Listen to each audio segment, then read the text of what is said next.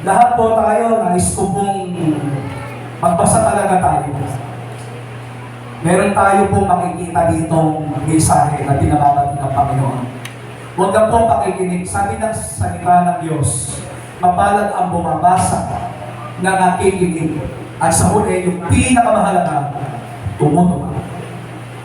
Sabi po ng 2 Corinthians 7, verse 9, ngayon nagagalak ako, hindi dahil sa inyong pagkalumbay, kundi dahil sa inyong mga pagkalumbay na ikapagsisisi. Sapagkat kayo'y pinalumbay sa paraang ukol sa Diyos, upang sa anuman ay huwag kayong magkaroon ng kalugihan dahil sa amin. Last verse, sapagkat ang kalumbayan mula sa Diyos ay gumagawa ng pagsisisi sa ikaliligtas. Yung po yung pinakamahalaga dito. Yung salita ngayon, sapagkat ang kalumbayan mula sa Diyos, inulit ko, ay gumagawa ng pagsisisi sa ikaliligtas na ikinalulungkot, na hindi ikinalulungkot na tabuan ang kalumbayang ayon sa sanlibutan ay ikinamamatay. Mga kapatid, sa verse 9, may sinasabi siya, ngayon nagagalak ako hindi dahil sa inyong pagkalumbay, sabi niya Apostol Pablo sa mga Kristiyano sa Corinto at maging sa mga Kristiyano sa panahon natin ngayon. Ang sabi niya, kundi dahil sa inyong mga pagkalumbay sa ikapagsisisi, sapagkat kayo'y pinalumbay sa paraang ukol sa Diyos, upang sa anumang ay huwag kayong magkaroon ng kalugihan dahil sa amin. Sandali. Yung pong salitang pagkalumbay, lahat po ba tayo ay nakakaranas ng sari-saring kalumbayan? Pagitaas po ang kamay. Pagitaas po ang kamay. Ang kalumbayan po, mga kapatid, ay negatibo yun sa atin. Subalit, hindi po lahat ng negatibo dumarating sa atin na pahintulot ng Panginoon ay sa walang kadahilanan. Bagkus nakalagay sa salita ng Diyos, ito pong kalumbayang ipinahihintulot ng Panginoon sa atin ay umaakay sa ikapagsisisi. Sandali po. Ang isang tao po kasi, alam ng Panginoon, matigas. Pero ang isang tao po, lumalambot siya kapag siya nakakaranas ng kalumbayan. Hello? Kaya ipinahihintulot ng Panginoon yung mga sari-saring kalumbayan para tayo po'y mautukan na makapagsisi. Alam niyo mga kapatid, hindi po lahat ng masakit na pinararanas ng Panginoon sa atin, gaya ng paghihirap, gaya ng pagkahapis, gaya ng mga pag-uusik, gaya ng mga kabigatian. Ang lahat ng iyon, mga kapatid, ay mga nakakalumbay, subalit naghahatid sa atin sa ating ikapagsisisi. Ang isang tao kung hindi nagsisisi, malabo po siyang magbago. Tama? Ang isang tao hindi po nagsisisi, ang magagawa lang niya ay panisi sa iba. Subalit ang taong nauutukan na magsisi sa kanyang sarili, doon po magsisimula sa kanya yung totoong pagbabago. Alam niyo mga kapatid, ang kaligtasan po para sa akin, isa lang yung mahalagang bagay na minimensahe sa atin. Yung matuto tayong magsisi. Ang tao kasi nagsisisi, nasisiyasat niya ang kanyang sarili, hindi ang iba. At kapag tayo po'y nasisiyasat natin ang ating sarili, natututo tayong magpakumbaba, natututo tayong sumuko sa Diyos, natututo tayong mangako sa Diyos, at natututo tayong, ang gusto natin, makapagbago sa ating buhay. At kapag tayo po'y nasa tunay na pagsisisi, may tunay na pagbabago. Tama po? Ang tao pong tunay na nagsisisi, kung sa tunay na pagbabago, meron po siyang ilalabas ng totoong paglilingkod sa Diyos. Tama po? At kapag siya po ay gumagawa ng totoong paglilingkod sa Diyos, siya po'y magiging magandang ehemplo sa kanyang kapwa mananampalataya sa Panginoon. At kung gano'n mga kapatid, marami po ang matideliver na mga tao. Repent and change. Amen, mga kapatid. Ang layunin ng Panginoon sa mga sari-saring kalumbayan ay maudyukan tayong magsisi at tayo po'y mabago. At wala pong nababago na hindi po nagsisimula sa pagsisisi. Ang ganda ng sinasabi ng kanyang salita. Anong sabi ng kanyang salita? Ang sabi niya, kundi dahil sa inyong mga pagkalumbay na ikapagsisisi, sapagkat kayo'y pinalumbay sa paraang ukoy sa Diyos, upang sa anuman ay huwag kayong mga karoon ng kalugihan dahil sa amin. Yung salita pong ayaw ng Diyos na tayo ay malugi, yung hindi tayo magkaroon ng karapatan sa kanyang piling. At ang pinakamabisang pamamaraan niya, pararanasan niya tayo ng sari-saring mga kalumbayan para tuloy-tuloy tayo makalapit sa Panginoon. Meron po ako mga nabalitaan dito, kagagaling lang ang kanyang anak sa ospital, ang iba naman po dito, bigla po siya nasubsob, na hindi naman niya nalalaman ang kadahilanan. Meron po naman sa atin dito, biglang iba yung makapakiramdam. Alam mo, pag nangyayari yan, napapaisip ka ba after na mangyari na isip mo, meron kaya akong nagawa kay Lord? Meron kaya akong pagkukulang kay Lord? Sabay, isip natin, dapat ako mag-cleanse ng aking sarili. Eh kung ikaw ay masaya, kung ikaw ay sabihin natin walang nararanasan, para bang ang isip natin malayo sa Panginoon, tama? Pero kapag meron tayong pinagdadaanan, bakit meron kapangyarihan yun na mag-bow down tayo, meron ba akong nagawa, Panginoon? Meron ba akong pagkakamali? Bakit nangyari sa akin ito? Kaling sabay, nagpapasalamat ka dahil naranasan mo yun, dahil sa huli, much closer tayo sa Panginoon. Tama ba? Nagiging closer tayo sa Panginoon. Naalala ko yung nakalagay sa Santiago chapter 4. Ang sabi niya, ang inyong kagalangan, palitan ninyo ng pagtangis. Ang inyong pagtawa, palitan ninyo ng pag-ibig.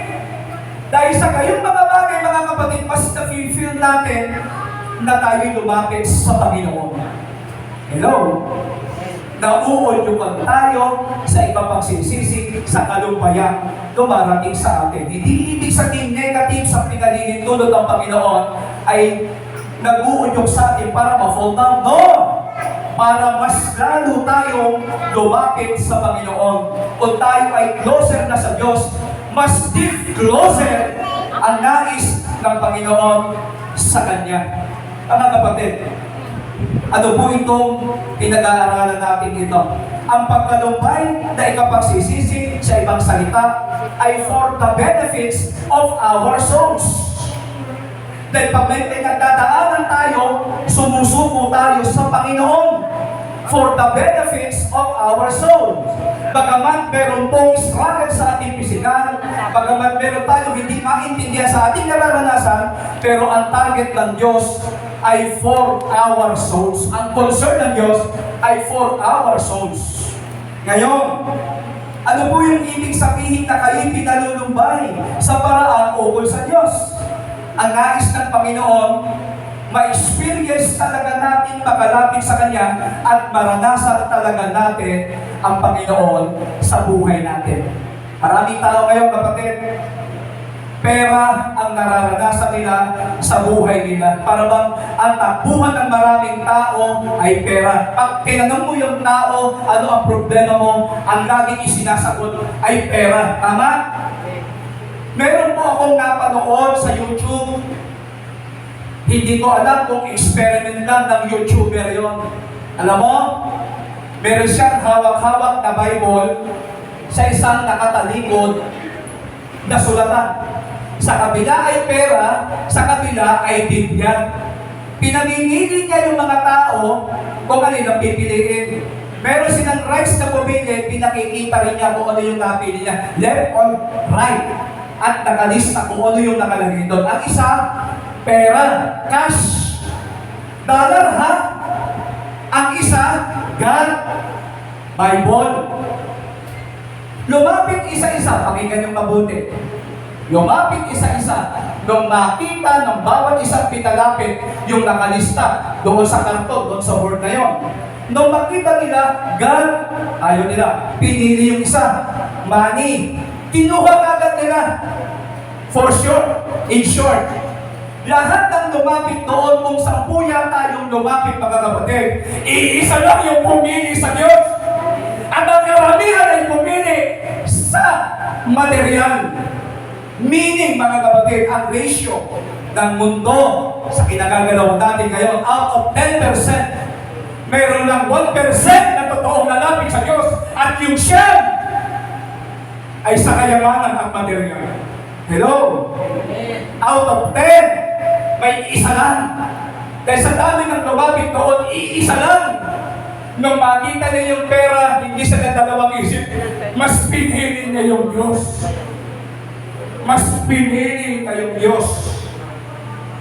Yan yung nakikita natin sa panahon natin ngayon. Kaya alam nyo, pinalulumbay niya ang lahat ng tao buong mundo, Kristiyano at hindi Kristiyano, para ang tao ay lumapit sa Diyos. Dahil kapag ang tao ay masaya, marangya, mariwasa, maganda kayo ng buhay. Ang isip niya iba, ang isip niya ay kung papaano niya gagamitin ang lahat ng ito sa mundo. Hindi sila lalapit sa Diyos. Kaya sila lalapit sa Diyos kapag may sakit, kapag may aksidente, kapag may sakuna, kapag may paghihirap, kapag may pag-uusip. Siyempre, ang tao na malapit sa Diyos. Amen! Mas gusto ng Diyos palumpayin tayo pasamantala sa katawan, pero paliligayahin naman ng Diyos sa ating kaluluwa. Kayo, mamili tayo. Mas magandang buhay sa katawan na wala mga problema pinagdaraanan o may pinagdaraanan tayo sa ating katawan lupa, pero lalo naman nagpapalapit sa Diyos. Mas pipiliin natin yung meron tayong pagdaanan dito pasamantala sa katawan, pero alam naman natin, lalo tayo mapapalapit sa Diyos. Alam pa lang po natin tayo. Walang may gusto sa ating mamalayo sa Diyos. Walang may ibig. Ngayon, mga kapatid, paano tayo pinalulumay ng Panginoon sa paraang ukol sa Kanya? Hindi ako magpapakit ng maraming verses kasi po, may sila po ito. Una, 2 Timothy 3:16-17, kayo na magbasa. Sabi doon, ang salita ng Diyos ay ginagamit niya para tayo turuan, sasalain, at sawayin. Sa ikatututo, sa katwiran. Pero pala, tinuruan tayo ng boss ng Diyos na mabuti para tayo ay makalakad sa katwiran. Sandali. Sino po sa atin dito pag tinuturuan, lumalaban ang kalooban? Sino po sa atin dito kapag nasasansala, kapag alagahan o nasasaway, nagdaramdam? Una sa pastor, nagdaramdam. Ang number 1, mga kapatid, sa aming pagkakaintindi sa church, ang number 1 po, kawawa, pag siya ay nagtuturo ng tama, yung pong mga nagtuturo, tama ba? Tama ba? Marami siyang basher. Sa social media, napakarami po mga bashers. Tama ba? Hindi sila agree. Kadalasan, mga kapatid, yung mga bashers ay disagree sila. Yung mga nagtuturo po ng tama, gumagamit ng salita ng Diyos sa tamang turo, sa tamang pagsansala, sa tamang pagsaway. Pag may mga taong natuturuan, nasasansala, nasasaway, nagre-react pa sila.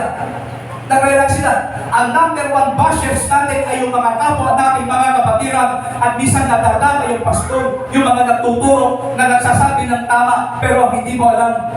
Yung sinasabi niya hindi galing sa Kanya, kundi galing sa Diyos. At ang sinasabi ng Diyos, bagamat masakit, dahil tayo'y natataanan, nasasagasaan, mga kapatid, hindi natin alam, ikabubuti ng ating kaluluwa. Amen ba, mga kapatid? Yung bang pag-aaral natin ay nag-uudyok ng pagsisisi? Ito ba ay isa sa paraan ng Diyos na tayo'y magsisi? Yes. Kaya nga number 1 siya. Pangalawa, trials. 1 Peter 1:6 and 7, inihalintulad niya ang isang Kristiyano sa ginto at pilak na pinararaan sa apoy. Karamihan ng mga Kristiyano ayaw ng pagsubok. Pero kung tanongin mo siya, pagsubok o pagpapala, marami na naman tatagulon sa pagpapala at ayaw nila sa pagsubok. Kasi yung pagsubok nakakalumbay. Kasi yung pagsubok nakaka-depress daw. Kasi yung pagsubok, ang dami mong na-experience ang hindi maganda. Pero ang trials, mga kapatid, ay lalong nakapagpapakapit, lalong nakapagpapatibay, lalong tayong tumatalino sa mga nararanasan natin at nabibuild ang ating pagtitiwala sa Diyos. Sa atin, nakakalumba yun. Pero sa ating kaluluwa, benefits yun. Pangatlo, mga kapatid, ano po itong paraang ukol sa Diyos na tayo ay nakakaranas ng kalumbayan, pero ang benefits ay sa ating kaluluwa. Ang ikatlo, palo ng Diyos. Hebrew 12, verse 5 up to 12.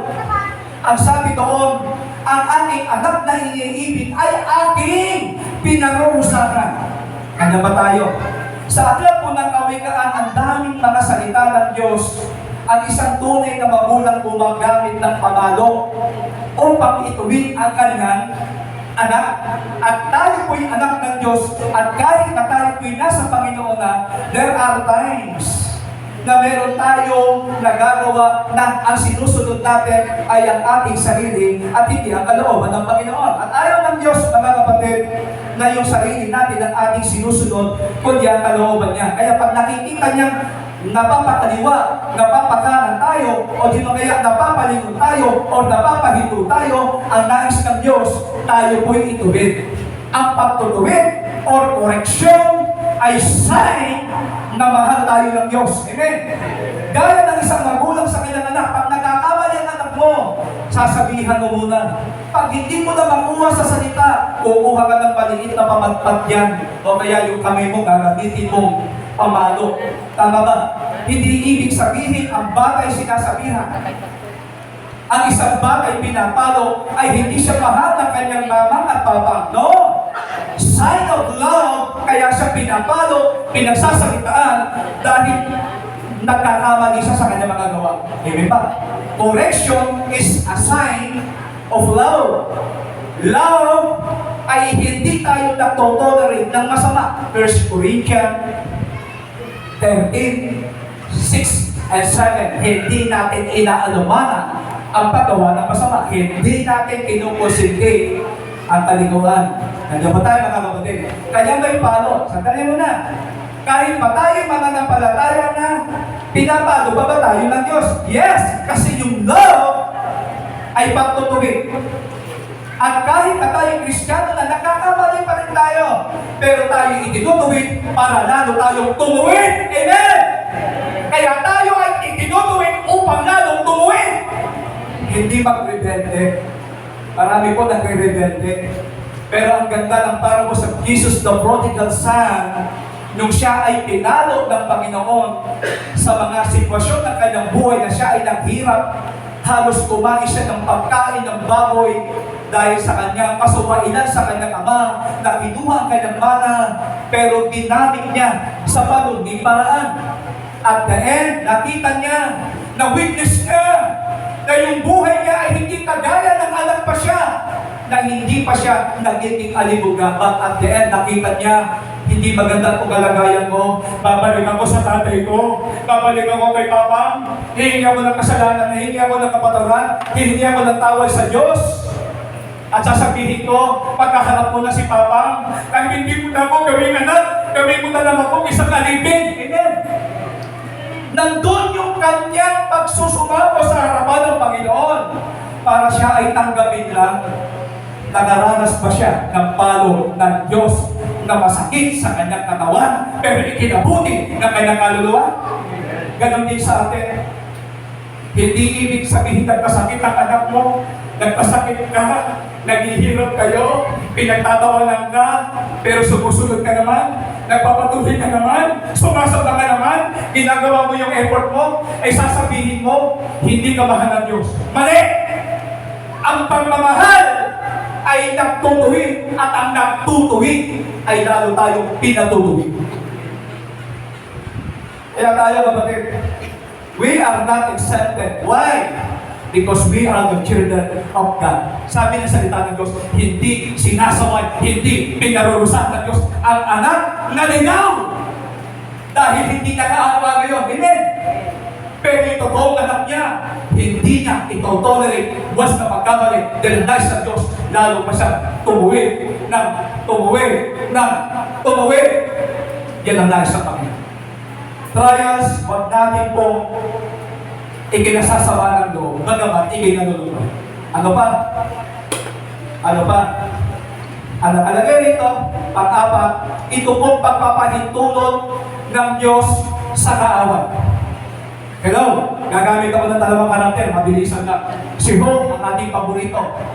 Paborito ng mga pastor, ng mga preacher, pagdating doon sa Satan attack. Ito, si Job, alam natin ang kwento niya. Namatay ang lahat ng kanyang mga anak sa puyon. Sandali mo na. Matinding kalubayan ba yun? Matindi po ang kalubayan yun. Kaya yung pag merong namamatayan, ikaw naman ay parang sayang-saya ka pa, tuwa-tuwa ka pa, sana huwag kang mamatay. Ano sabi ng Ecclesiastes? Mas magandang magpunta sa bahay tangisan kaysa magpunta sa bahay kapistahan. Ano ba kayo? Kaya pag meron naglolonging, huwag yung parang ang dating sa iyo, akala mo kung sino ka. Ikaw kailang mamatayan. Pero po doon sa amin, namatayan lang ng kanyang paboritong aso. Kung iyakan niya, ay grabe. Kumuha pa siya ng lupa, tinagawa pa mga kapatid ng, ano ba yung ilalagay mo sa may kapal?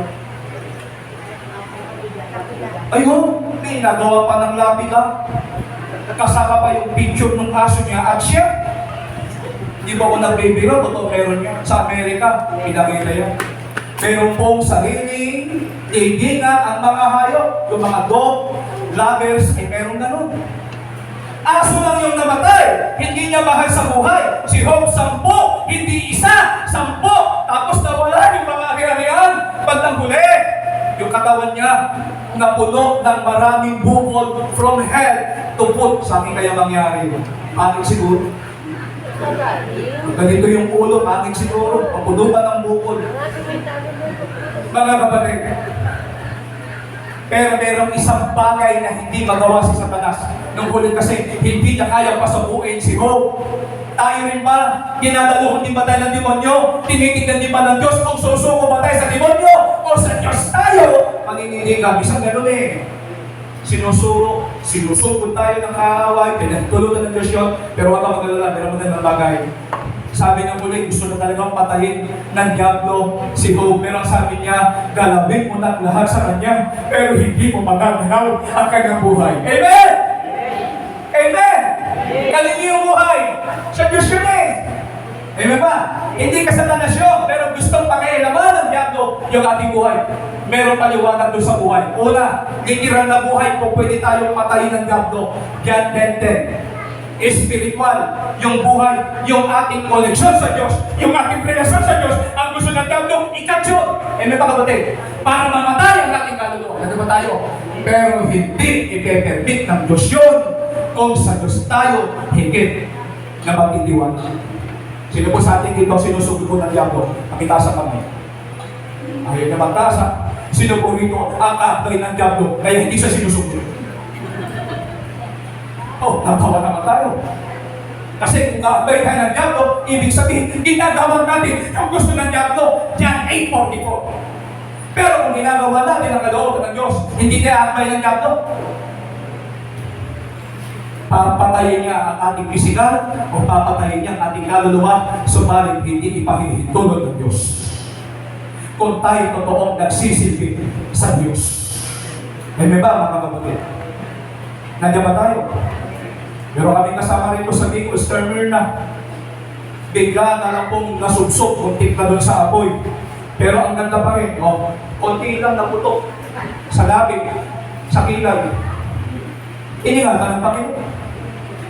Si Kuya Henry, pagkatapos mag-preach dito, ikaw ba naman yung na-dehydrate ka sa tindi ng init? Tawagin, baka ako naman yung mag-dehydrate. O naman po sana.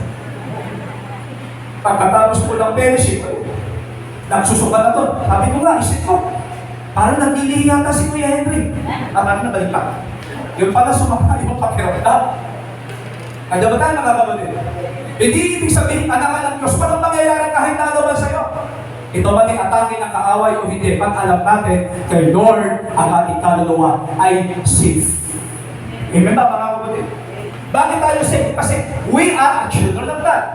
At nagsisikap tayong i-weigh ang kanyang kalooban kahit meron tayong mga pagkukulang. Ang nais lang ng Diyos, isustain lang natin ang ating personal relationship sa Panginoon.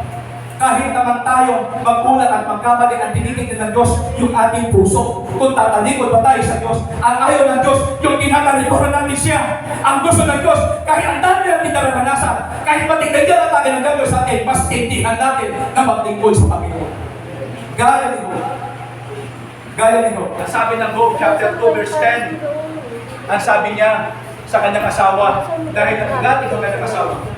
Ang sabi niya sa kanyang asawa, tatanggap lang ba tayo ng mabuti at hindi tayo tatanggap ng masama sa Panginoon?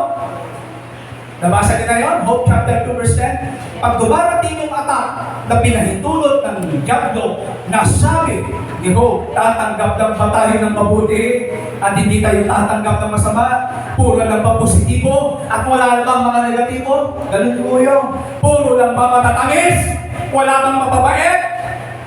Pero sabi niya, hindi nagkasala si Job sa pangangatwiran niya. Nabala naman po.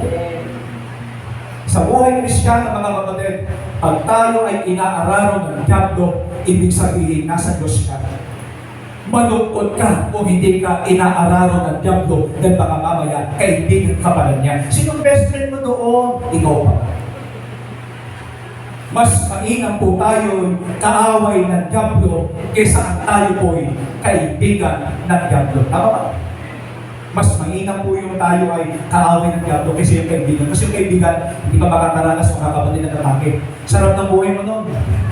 Walang kumakanti sa iyo kahit mali ang iyong ginagawa. Kung ikaw ay nagpapasasa sa iyong laman, lalo kang aayunan ng diablo. Matthew 4, sabi niya nga, lahat ng bagay na nakikita mo, ibibigay ko sa iyo. Lahat ng kulantian dito sa mundo, ibibigay ko sa iyo. Si Satanas kasi, ibibigay niya lahat. Lahat ng mga nakapagpapalayo sa Kristiyano, para yung Kristiyano, lalo mapalayo sa Diyos, para yung Kristiyano ay hindi na magamit ang Diyos. Ano ba kayo? Kaya hindi lahat ng kasaganaan ng ating buhay na ito ay sasabihin mong sa Diyos nagmula. Kung tayo naman ay nahihiwalay, napapalayo, napapatalikod, mga kapatid, huwag kang magsaya. Dahil lalo kang inuudyo ka ng diablo mapalayo sa Diyos. Nagdapat tayo mga kapatid. Hindi lahat ng mga pagpapala, kasaganaan, kasarapan ay sasabihin mong blessing of God. Mali ka! Blessing of God ay hindi ka na nakaka-attend because of your business, because of your riches. Hindi po kanya ng Diyos. Hindi kayo papahabang ng Diyos. Pag ang Diyos nagbigay ng pagpapala, sabi niya, sapat. Pag sinabing sapat, ibig sabihin, depende sa pangangailangan. Mali pa na lang kung wala ng kasapatan. Ang gusto mo ganyan, ang gusto mo ganoon, ang gusto mo ganoon, ang gusto ng Diyos sa iyo ganoon lang, para lalo kang maghamit ng Panginoon. Amen. Pero gusto ng diablo, meron ka ng ganyan. Sabi ng diablo, ito naman. Sabi ng diablo, ito naman. Sabi ng diablo, ito naman. Ayan. Nawawala ka na sa paglilingkod sa Diyos. Kaya nga kanina sinabi ko pinapalo tayo ng Diyos kasi anak ang taas-taas mo na. Amen! Dahil ang gusto ng Diyos tayo magpakumbaba at ang gusto ng Diyos, yung paglilingkod natin tama, doon tayo pagpalayan ng Diyos. Hindi po lahat ng ating nararanasan kasagad ng kasarapan. Kung para sa iba, ikaw pa, proud na proud ka pa, ay nahihimalay ka naman sa Diyos. Alam mo, sabi ko kay Brother Ferdy, yung ibang asawa ka o tinutulang yung asawa, abroad ka! Kahit huwag ka nang umuwi, pagpadala ka ng palagi. Di ba gano'n? Narinig ko kahapon, nagsishare kami tatlo dyan Pero narinig ko si Sister Irene, praise God. Praise God Hindi siya, praise God. Nagbibigay rin babae gano'n Kala niyo kasi ng babae, huwag naman sasaktan, but you were this chick. Tama ba? Hindi naman lahat kasi pag naging Kristyano ka, ano ka na eh, nasasatisfy ka na, nakakontento ka na. Pero sabi niya, ano mo Pastor Edwin? Ang gusto ko nga si Brother Ferdinand, huwag kang bumalik. Maging good na siya dito sa Pilipinas. Para makasama niya, sabi niya, magtatanim na lang kami ng kamuti sa aming liguro. Sabi niya, kahit na babuong, narinig niya eh, kay Kuya Henry, pag-uong daw, kamag-ano yung muso. Sabi niya, kahit pag-uong, pinihira yung gano'n, sabi niya, gusto kong makasama yung aking asawa dito at makapaglingkod kami. Amen! Eh, kami hindi, diyan ka na lang sa ibang bansa, kahit wag kang umuwi, pagbigay ka na ng dollar, ha? Kahit pagkahiwalay kayo, ha? Kahit pagtaka ka na lang, di ka mukha ka na dun, ha? O kaya, di ka mukha na rin sa dito, ha? Kahit iniwanan ka ng 3 lang, pero nadagdagan ng 5, ha? Twins pala, ha? Because of long distance. Ang long distance, kahit literal at spiritual, may negative effect. May negative effect. Ang gusto ng Diyos, sila ay laging closer. Sabi ko naman kay Brother Bertie, pag nandito ka na Brother Bertie, libutin natin ang Pilipinas. Pagtulong-tulong tayo, i-evangelize natin, mapupuntang lugar ay bibigyan na ito sa akin. Yun ang gusto namin, kaya walang sakit. Pag nakasama natin si Brother Bertie, ay di dalawa na service natin. Hello! Para masaan yan? Di ba kaya binigay ng Diyos yan? Not only sa pag-income ng pera o hindi, para dalhin ang sasakyan niyan doon sa mga tao hindi naaabot na salita ng Diyos. Kung papayag sila nila. Ayun. Narinig niyo? Parang mas malakas yata yung faith ng asawa. Hindi po, nagdidilog lang ako. Alam ko, nagtigyan ni Brother Ferdinand. Pag nangyari yun, sabihin ko po sa inyo, ito po, walang halong biro. Pag nangyari yun, nagkatotoo yun. At nakikita ko po, hindi lang tayo mga magkakabalan ng kakasama-sama ito. Matatagpuan pa natin yung mga tupang gawaglit sa tawag ni Israel. Ilan din ba? Di spiritual. At yun ay tutulungan tayo para ipanubalik yun. Pero kung walang gagamitin ng Diyos, paano nga magagawa sa atin? Kailangan may magamit muna ang Diyos para matagpuan natin ang mga tao. Eh, di ba mga kapatid? Nagano ba kayo? Dalawa na, magiging sasakyan natin. Ah, hindi pala, 3 na. Yung Toyota ang dala-dala nila. Si Brother Luis, hindi nag-pray-pray dalang amo nito, Egypt. Pag nagkatotoong pa-convert yung Egypt kayo, mga kapatid, ay maging Christian Egypt kayo. Baka ipagamit na yung bandang libre. Kay Brother Perdi, naniniwala ko, hindi magpapabayad yan.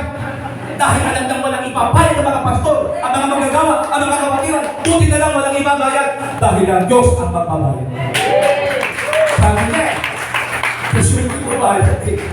Pag inuna mo ako, sabi niya, at ang kabiran mo, and all these things shall be added unto you. Totoo yun. Huwag ka na kaya bumalik ko. Samahan mo na lang kami din eh. Gamitin natin yung nation sa sakong. Di pa ako nakakasakay sa ganyan eh. Puro Toyota eh. Ranger. Maganda po yan. Pag ang mga likod ng Diyos nakasakay yan, mga kapatiran nakasakay yan, tapos ang ating pinupuntahan yung mga lugar na imposible natin mapunta kasi wala tayong transportasyon. Eh noon nga mga kapatid, bangka-bangka lang ang labanan. Eh ba? Talaga ni Kristo, mga mamamalakaya, mga mangingisda. Ano ba kayo? Mga mangingisda lang eh. Pero yung bangka nila, hindi nila pinagkakait. Maging yung kanilang lambat, hindi pinagkakait. Naalala nyo ba? Kailangan natin mapunta sa ganung lugar. Saan sila nakasakay? Sa kotse ba? Sa van ba? Sa aeroplano ba? Hindi. Doon sa bangka. Nakakarating sila. Dahil merong material na bagay mula doon sa mga likod ng Diyos na ipinagagamit nila. Nagano ba kayo?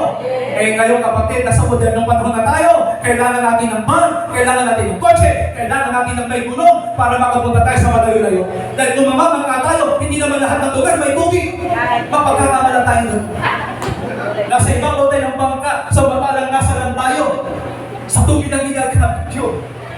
Nagano ba kayo? Kaya kailangan natin ng tigulong para makapunta po tayo sa ibang lugar. Brother Ferdi, ginigrin ko po, pagagamit natin yung bangka. Hindi pampasada lang. Hindi sa lahat, pampasada ng maraming kaluluwa. pampasada ng ating kaluluwa. At hindi po ako naniniwala kayo pababayaan ng Diyos. Hindi po kayo pababayaan ng Diyos dahil walang anak ang Diyos na totoo na kanyang pinabayaan. Pero yung anak na nila, pababayaan ka kasi wala ka sa moral ng Panginoon. Pero tayo mga nasa moral ng Panginoon, hindi tayo pababayaan ng Diyos. Ang pinakamagandang aking lagi kinadaanan, pag inaatake ka ng demonyo, ang sabi ng salita ng Diyos, hindi mo pwedeng galawin ang kanyang buhay. So, ibig sabihin, control ng Diyos ang dyablo. Kahit kaano kakapangyarihan ng dyablo, totoo makapangyarihan ng dyablo. Kanino? Sa mga wala sa Diyos. Hindi ko. Very powerful si Satanas. Kanino? Sa mga wala sa Diyos. Sa mga nagtatakot sa Diyos. Pero, mga kapatid, powerless si Satanas sa mga totoong mga anak ng Diyos. Powerful siya doon lang sa mga kaaway ng krus ni Kristo. Powerful lang siya sa mga taong pinaghaharian niya ang mga buhay ng mga ito. But powerless siya sa mga totoong nagsisikap na sumunod sa kalooban ng Panginoon kahit marami mga pinagdaraanan. Pero yung umuurong, sumusuko, ayaw ko na, parang sinabi mo, napakahina ng Diyos. Hindi mahina ng Diyos. Ang Diyos ay powerful ka. At para maranasan natin yung powerful ng Panginoon, sumusunod tayo sa Panginoon, gumagalap tayo sa kalooban ng Panginoon. At kahit may mga nararanasan tayo nakakalumbay, hindi tayo umuurong, hindi tayo maatras. Yan po, pararanasan tayo na kapangyarihan ng Diyos. Walang tunay na anak ang Diyos na kanyang pababayaan. Hindi niya pababayaan. Hebrew 13, 5 and 6. Ang sabi doon, hindi ko kayo pagmumulangin at hindi ko kayo pababayaan. Amen. Matthew chapter 28, verse 20. Kung ating dinaganap ang ipinangangaral sa atin, tinutupad natin, sabi niya, nangaral siya, siya'y kasama natin hanggang sa katapusan ng sanlibutan. Dito mo lang, at din ang ating back-up.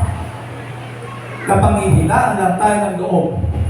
Pag meron tayong nararanasang trials, palo, o kaya pagpapahintulot sa kaaway. Pero hindi po tayo dapat na ma-shake. Pag-aralan natin, dapat hindi tayo ma-shake, hindi tayo ma-move. Dahil alam natin malakas ang Diyos na ating pinaglilingkuran. Siya yung pinakamalakas sa Diyos. Bisa naririnig natin sa preaching, God is omnipotent. God is omniscient. God is omnipresent. Ang daming aliwanag na pinaliwanag ko. Pero nung siya'y dumaan sa mga ganyan mga bagay, hindi naman niya tatindigan. Ang Diyos po, mga kapatid, hindi siya magsasalita na hindi niya kayang gawin. Meron tayo, ang dami natin salita. Kasama mo doon. Ang dami natin pangako. Pero lahat yung napapago pag meron tayo mga kanbayan na namin nasa. Dapat pala hindi. Dapat pala hindi. Dire-diretso. Tuloy-tuloy na. Dahil sa huli, tutulungan tayo ng Panginoon. Itong kalumbayan mula sa Diyos na binabasa natin sa verse na kanina ay gumagawa ng pagsisisi sa ikaliligtas. Ibig sabihin, kung hindi talaga tayo makapagsisisi ng totoo, mga kapatid, hindi tayo maliligtas. Magiging remain carnal, immoral, worldly, hindi tayo masisi. Kaya yung kalumbayan, pinasasapit ka sa atin para makalapit tayo ng totohanan sa Panginoon. At ang gusto niyang mawin sa atin, yung kaluluwa talaga natin. Ngayon, pag tayo po ay nagsisisi sa ikaliligtas, sandali, ang totoong pagsisisi ay gumagawa pa sa atin ng totoong pagbabago. Yan ang hinahanap ng Diyos. Mabasahin ko lang yung isang talata sa Biblia. Pagtyagaan niyo pa. 1 Thessalonians 4. Nakakakalahating oras na ako. Kaya maganda na meron po akong timer date. Nakaka-30 minutes na ako. Okay. Anong sabi sa salita ng Diyos? Sa 1 Thessalonians, ang sabi niya po ay ganito. 1 Thessalonians 4, verse 3 and verse 4. Sapagkat ito ang kalooban ng Diyos. Ano yung kalooban ng Diyos? Sa mga bagay ang inyong pagpapakabalan. See? Ang kalooban ng Diyos, kasi nasabi niya, tayo po'y mga pakabalan na kayo'y magsiilag sa pakikiapit. Meron dalawang klase. yung literal na pakikiapit, yung nagsasama at ginagawa ang premarital sex without basbas. Nagaba kayo? Without kasal. Nagaba kayo? Isa yun sa halimbawa ng pakikiapit. Pakikiapit pa, another version, kung yung isang lalaki ay may asawa at yung babae ay dalaga, or yung babae ay may asawa, yung lalaki ay dalaga, ang nakikiapit doon yung single. Tama ba? Tama ba? Yun yung fornication, literal. Ano yung spiritual, mga kapatid, fornication? Di ba sabi natin tayo nakipagkaisa sa Panginoon? Oh. Pero, ang ating addiction nandito sa mundo. Meron din ako nakita sa YouTube. Yung isang babae, hawak niya yung totoo niyang boyfriend. Eh meron pagitan, meron yung parang wood. Yung isang kamay niya, hindi nakikita ng mahal niya, at hindi yung isang kamay niya, pero yung isang kamay niya, nasaan? Nandun, sa kabila, dalawa yung hawak niya. Merong concern na lumapit, biglang tinablod yung isa. Nakita niya, dalawa pala ang hawak kamay ng kanyang boyfriend. Kaya mga boyfriend ninyo, napakabantayin ng mabuntihan. Baka mamaya, kunwari, nakahawak sa'yo, ikaw lang talaga ang mahal ko, ikaw lang, tunay, wala lang iba. Yung pala, sa lugar na ito, ikaw lang yung isa sa Olongapo, yung isa doon sa Baguio, yung pala, isa lang. Yung pala, siya ay, faithful. Isa sa bawat lugar. Hindi pala talaga you are only one. Yung pala, faithful lang siya sa isa, pero kahit saan sa mapunta, meron ulit tinitigisan. Mga kapatid, spiritual pakikiapit na kay Lord tayo. Nasa spiritual tayo namumuhay, pero namumuhay din tayo sa mga paglaman at pangmundo. Ano po? Mas maganda po, unti-unti natin dinibreak yung ating pagkakakapit sa mundo at lalo nating hinihigpit ang kapit sa Panginoon. Di ba? Narinig natin kahapon, kasintahang babae ay tayo at ang ating kasintahang lalaki ay si Kristo. At ang kasalan, pagka nga naging totoo yung ating pong relationship, ang kasalan ay sa heaven. Tayo ay kasintahang babae na ikakasal sa ating Panginoon Jesus. Nandiyan pa tayo mga kapatid. Saan nagsimula? Sa pakikipagkasinta ng kasintang lalaki ay si Kristo. Tayo yung babae, dapat pakita natin, faithful tayo hanggang dumating yung Christ coming, yung panahon ng kasalan. Hindi ba mga kapatid? Ang iba hindi eh. Iaabutin ng kasalan kasi tatalikuran din nila ang Panginoon. Ano ba kayo? Marami tumatalikod sa Panginoon. Nung una nag-commit, nung una may covenant, nung una nagtuloy, nung bandang huli, umalis sila sa Panginoon. Yan yung sinasabi natin spiritual.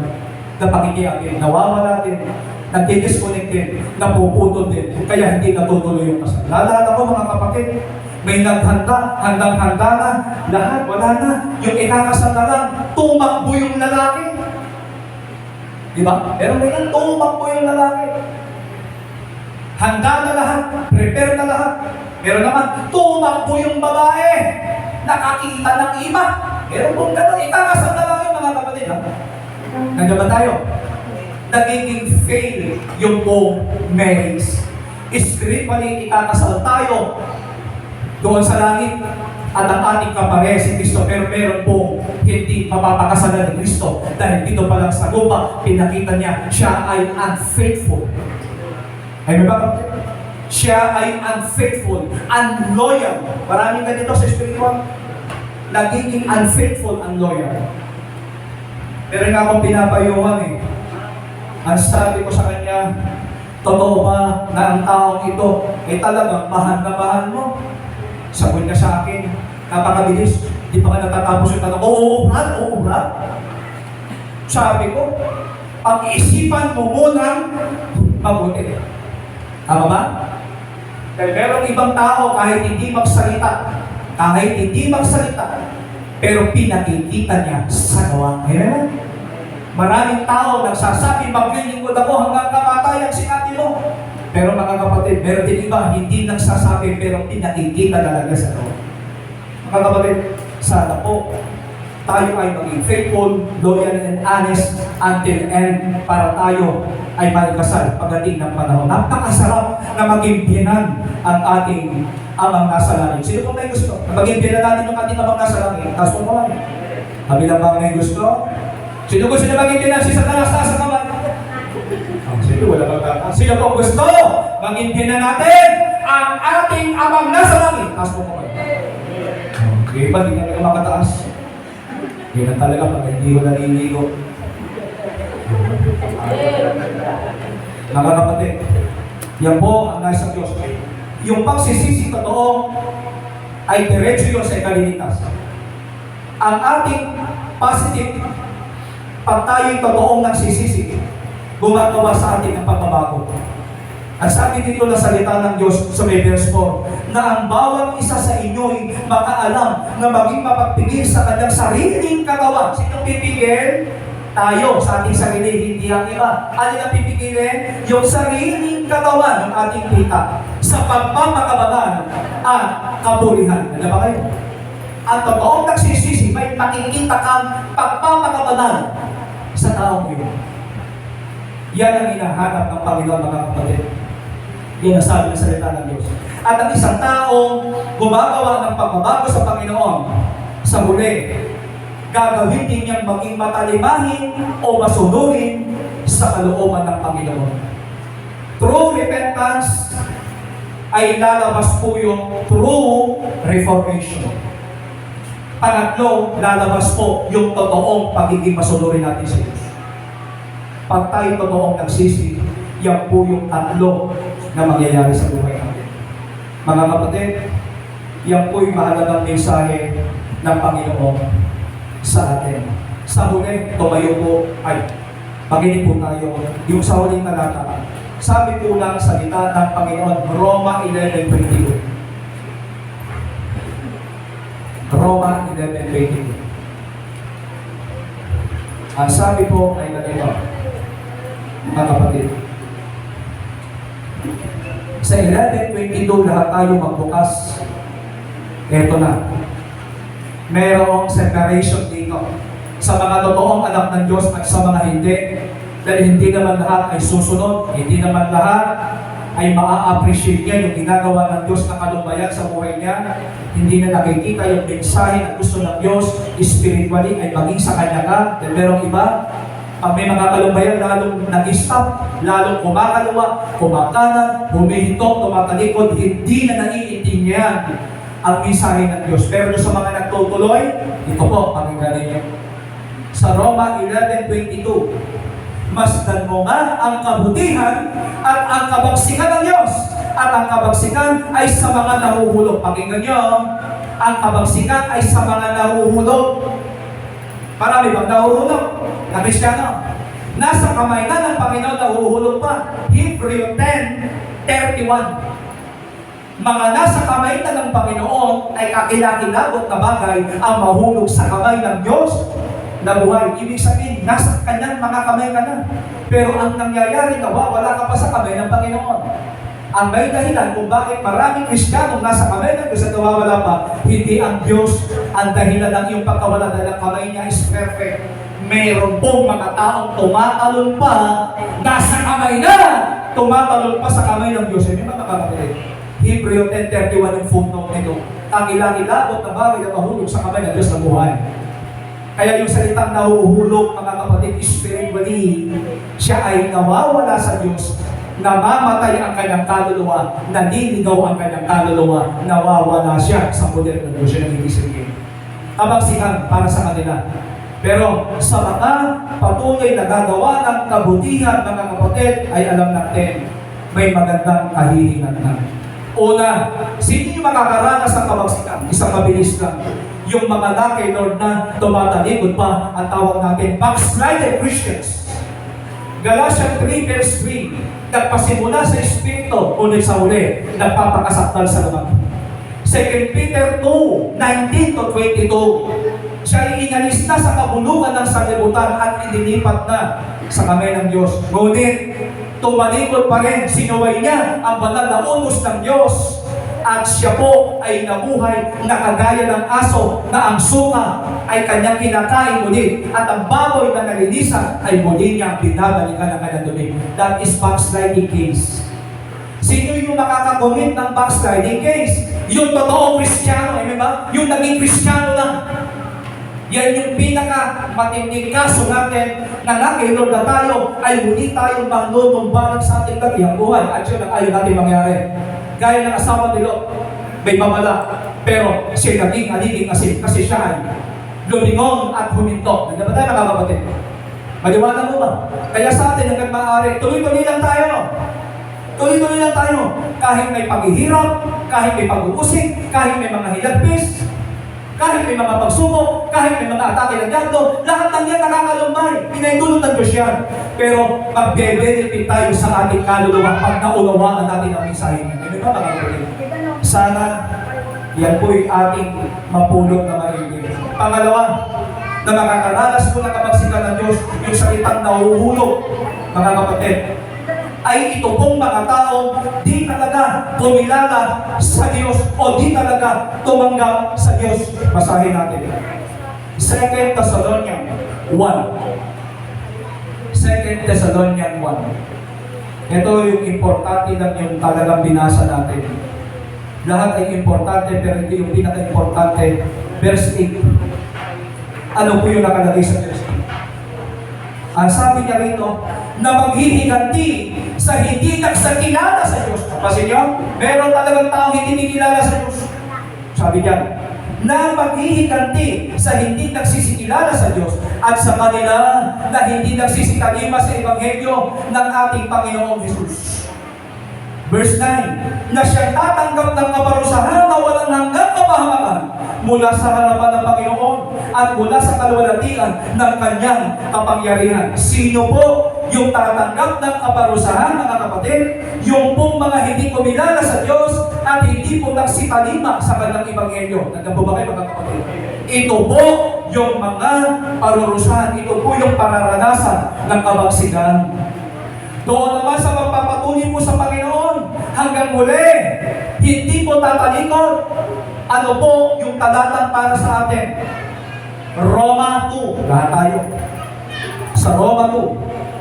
Ang sabi ng Roma 2, simula tayo dito sa may verse 4. Ang sabi po ay ganito, o hinahamang mo ang mga kayamanan ng kanyang kabutihan at pagtitiis at pagpapahinuhot, na hindi mo nalalaman na ang kabutihan ng Diyos ay umaakay, ay siya umaakay sa iyo sa pagsisisi. Hindi na pa tayo yan.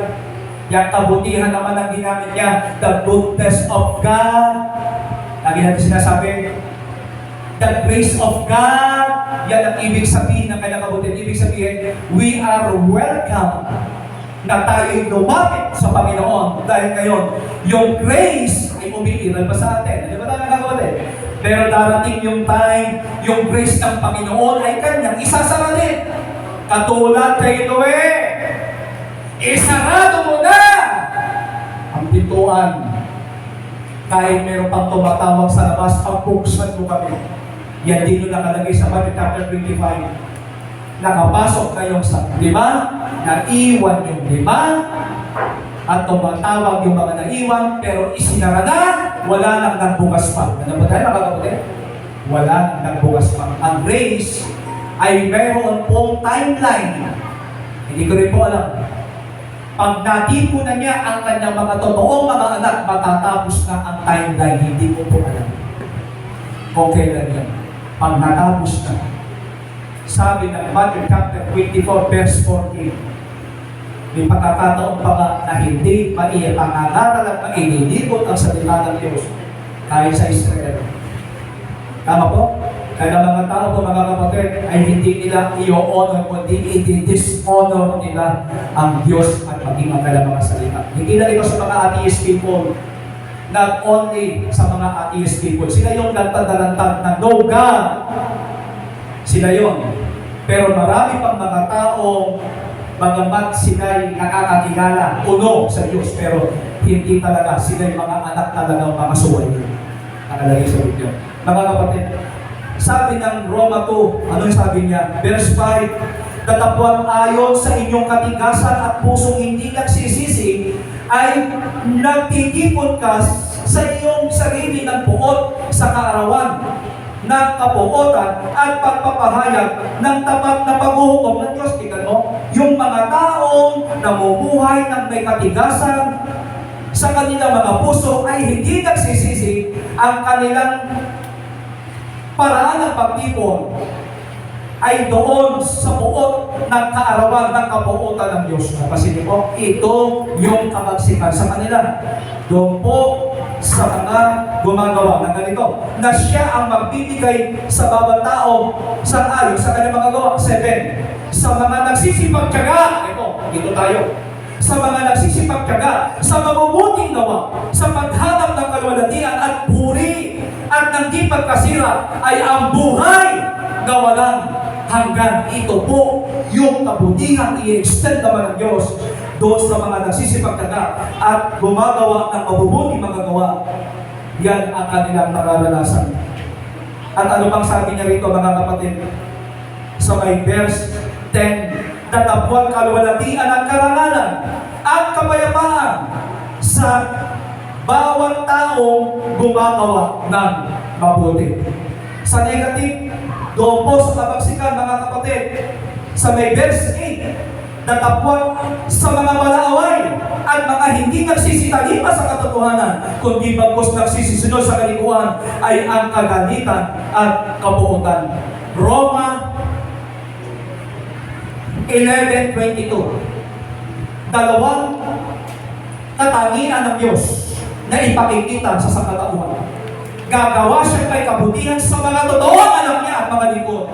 At gagawa din siya kay kabagsikan sa mga taong nakakilala, ngunit tumalikod pa, at sa mga taong nanatiling hindi kailanman tumanggap sa Panginoon. Dapat marinig natin yung dalawang bagay. Pwede tayong paranasan ng Diyos ng kabutihan at pwede niya tayo paranasan ang kabagsikan. Alin ang pipiliin natin, mga kapatid? I'm sure, syerto, ang pipiliin natin yung tayo po'y tumanggap ng kabutihan ng Diyos at hindi tayo makaranas ng kabagsikan ng Diyos. Mga kapatid, magandang umaga po.